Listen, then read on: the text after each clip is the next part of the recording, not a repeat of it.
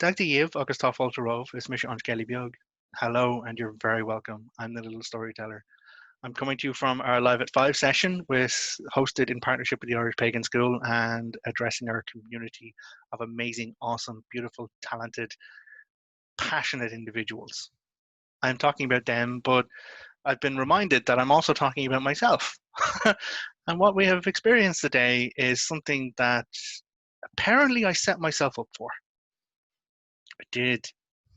And, I talked myself back into a corner and I literally threw down the gauntlet and I have been blown away by the response. Today we did a session known as Pennies in the John, which is, I often refer to like the act of throwing a penny, throwing something into a conversation and then see what John has to say about it. And so we did an entire session about that today. And I am delighted to report that everyone feels they have value for their penny. Also, the Make John Blush game is officially over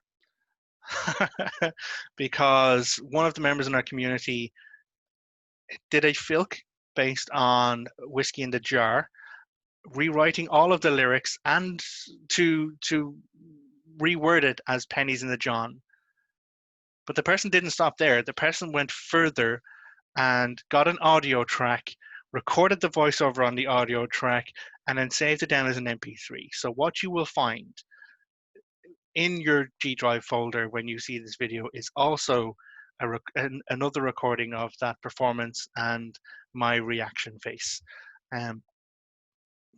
So if you're interested, you can go and experience that. Not that you should, but we're also going to get the MP3 available for people as well. So this is what our community is like. But in all essences and the way things go with all of these sessions, we always kind of end with a recording. The purpose of this is to capture something for those who couldn't be here live at 5.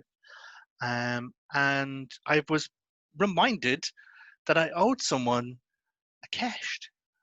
So as we have done before, and in the ancient Irish tradition of bards, a kesht would be presented. Kesht is the Irish word for question.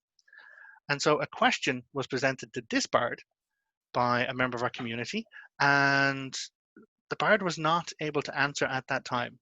And thankfully, the community was very accepting. The individual was very accepting. But the individual reminded me, dumping a mountain of pennies on me today, saying, "You owe me an answer." But I had gone, and I had done my bardic duty, and I now have the answer. So, Kesht. Where did Monaghan's craneskin bag come from? In the ancient Irish tradition, a bard would start by saying Niansa, which is not hard to say. Monaghan, known as Mac Lir, known as the son of the sea, grew amongst the islands around Ireland as a very engaged and passionate individual. And Monaghan's passions led him to many, many different places and many, many different adventures. But this story is about one particular passion which did and did not end well. For Monaghan fell in love more than once. And so Monaghan was in a connection and a relationship to a degree with a person named Lucra. And Lucra was a very, very powerful indeed person, but Lucra was also prone to bouts of jealousy. And so when another love came into Monaghan's life, a person known as Aoife, and Monaghan's affections turned towards Aoife, Lucra was incensed. And calling upon her powers, she cast a transformative spell upon Aoife and changed her into the body of a crane, binding her as such to the very end of her days. Sadness, of course, came upon the couple in the relationship, but Monaghan would not be stirred from his affections. And Monaghan kept Aoife. Monaghan kept Aoife in his home as a crane, and she lived and was cared for and catered to by Monaghan himself.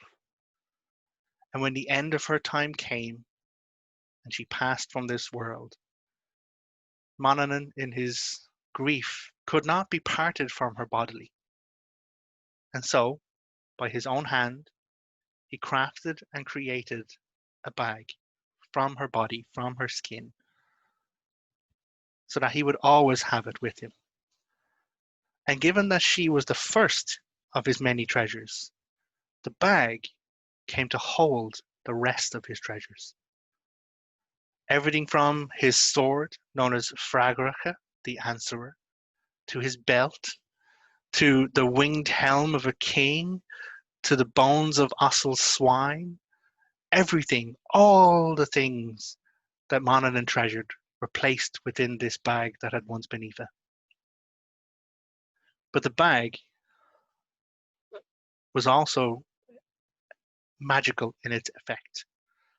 And so, in order to keep his treasure full with his treasures, safe, he bound a magic on it so that were it to be opened at any time other than high tide, the bag would be empty. But were that bag to be opened when the tide was at its fullest, so too would the bag be at its fullest. And by placing your hand within, you could call forth any of the many treasures of Monaghan MacLear. The bag itself carried on from Monaghan's hand. The bag itself became property of many heroes through Irish lore. But those are not the stories that I'm going to tell you today. Gurav Mahagas, thank you very much. Agus Slán. Goodbye.